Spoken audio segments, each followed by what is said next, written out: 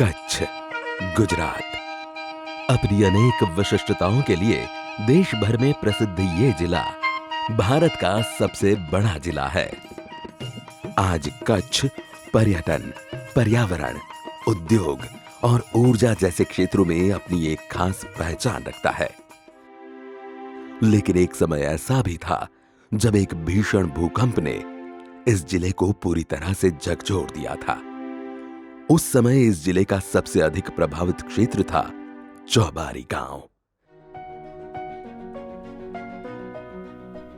गुजरात के तत्कालीन मुख्यमंत्री और वर्तमान प्रधानमंत्री ने भूकंप के बाद इस जिले के पुनर्निर्माण का संकल्प लिया। उन्होंने कई बार इस क्षेत्र का दौरा किया। –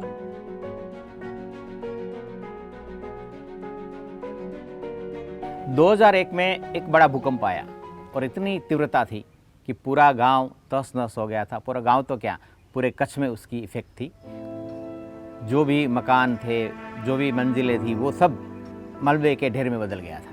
ना तो खाने पीने को कुछ था, ना तो पहनने ढकने के लिए कुछ रहा, सब कुछ दब गया। मैं ठीक यहीं पर था और ऊपर छत थी और छत का दृश्य अगर आप देखते तो ऐसा लग रहा था कि अभी ये गिर जाएगी और मैं इससे धंस जाऊंगा। और 2001 के भूकंप के तुरंत बाद पहली दिवाली राज्य के तत्कालीन मुख्य प्रधान के रूप में नरेंद्र मोदी जी ने इस गांव में आकर के मनाई। यहाँ गाड़ियां आकर रुकी, सब लोग देखने लगे कि ये कौन आया है। मोदी जी गाड़ी से उतरे और उतरकर हमारे बड़े बुजुर्ग जो बैठक पर बैठे थे उनके पास चलकर राम राम करने गए।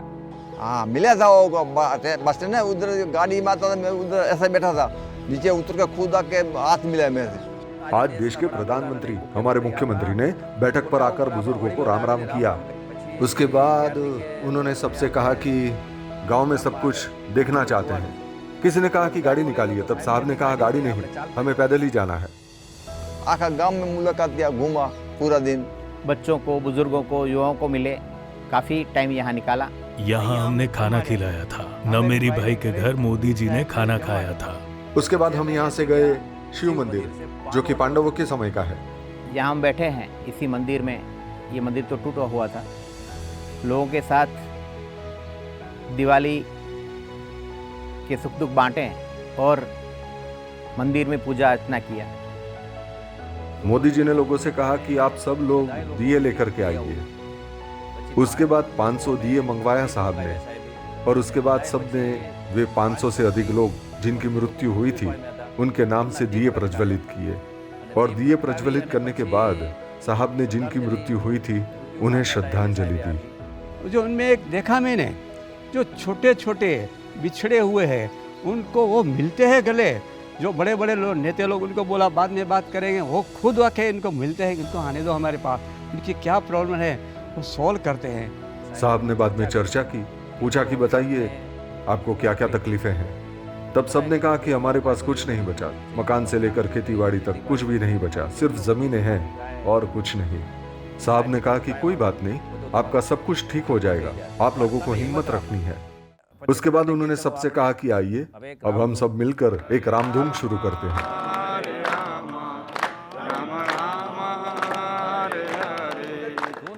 धुन चालू करते ही हम सब में उत्साह का संचय हुआ।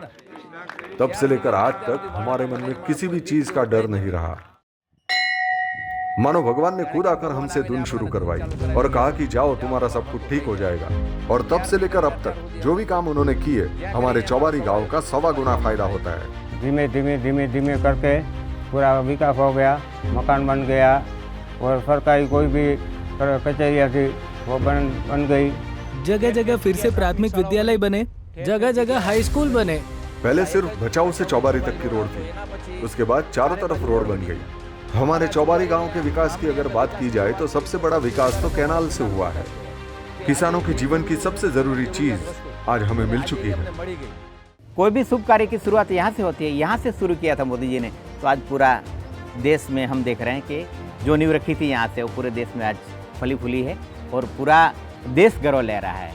मुझे लगता है कि ऐसा पहली बार हुआ था, कोई मुख्यमंत्री आकर के एक छोटे से गांव में आए और लोगों के साथ दुख दर्द बांटे। मोदी साहब आए, दुख दूर किया, सपने पूरे किए।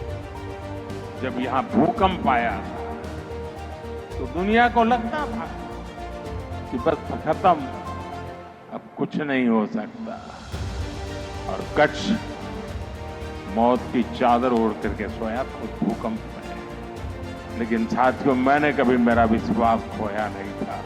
मेरा विश्वास कच्छी खमीर पर था।